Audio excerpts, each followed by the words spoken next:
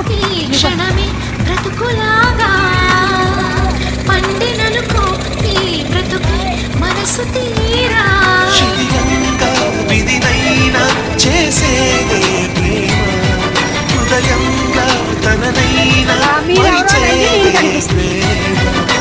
మరువకుమా ఆనందమానందమానందమాయేటి మనసు కదా మరువకుమా ఆనందమానందమానందమాయేటి మనసు కదా